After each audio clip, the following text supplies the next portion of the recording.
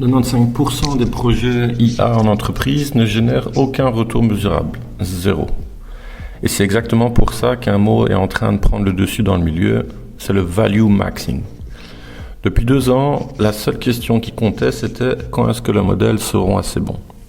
L'AGI, l'intelligence artificielle générale, en clair, pour faire simple, c'est une IA aussi capable qu'un humain sur n'importe quelle tâche.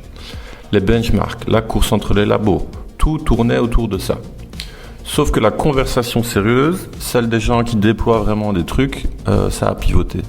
La nouvelle question, c'est pourquoi on n'arrive même pas à extraire la valeur de ce qui existe déjà. C'est ça le value maxing. Je te montre d'où ça vient, le chiffre qui a tout déclenché et ce que ça change si toi tu construis des trucs. Le suffixe maxing, ça vient du vocabulaire internet en somme. Ça veut dire optimiser un truc à fond. Value maxing, donc maximiser la valeur qu'on extrait des modèles actuels au lieu de parier sur le prochain. Donc littéralement, c'est arrêter de rafraîchir les benchmarks pour voir ce qui performe le mieux et commencer à extraire de la valeur à la place. Et ça change complètement le débat. La question n'est plus les modèles sont-ils assez bons, c'est pourquoi on utilise 5% de ce qu'on a uniquement. Donc tu as 2 camps aujourd'hui, ceux qui attendent le modèle suivant et ceux qui exploitent celui d'aujourd'hui. Et petit spoiler, un seul des 2 camps facture. Le MIT, donc c'est l'université américaine, a sorti un rapport qui s'appelle The Gen AI Divide. Donc leur constat, c'est qu'environ 95% des pilotes IA en entreprise ne produisent aucun ROI, donc aucun retour sur investissement qui est mesurable.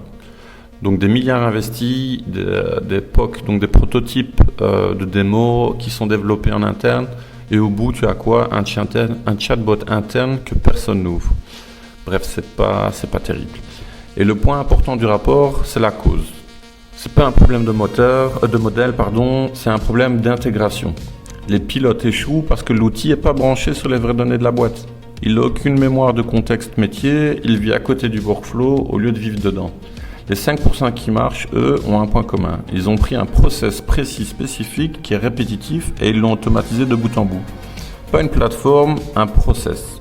Il y a 3 signaux qui convergent en ce moment. 1, c'est les benchmarks qui saturent. Sur les cas d'usage courant, les gros modèles deviennent interchangeables. Tu changes de fournisseur et tu vois à peine la différence. 2, c'est que le coût par token s'effondre. Donc la capacité brute devient une commodité. Et 3, c'est l'argument central de toute cette conversation, ce qu'on appelle le capability overhang. C'est l'idée que même si tout pourrait s'arrêter aujourd'hui, il resterait plusieurs années de valeur à extraire des modèles qu'on a déjà. Autrement dit, le problème, c'est pas les labos, mais c'est nous. Pendant ce temps, sur LinkedIn, tout le monde est AI first depuis 2023 et personne ne peut te montrer un seul truc en prod. Ouais, c'est magique. La valeur est en train de migrer vers le dernier kilomètre, le contexte, les données, le process. C'est pas le modèle. Concrètement, ce qui vaut de l'argent en ce moment, c'est ça. Brancher un modèle comme Claude ou ChatGPT sur les données réelles d'une entreprise, dans son workflow réel, avec un humain qui valide aux bons endroits. C'est moins sexy qu'un agent autonome, mais c'est ce qui produit du ROI.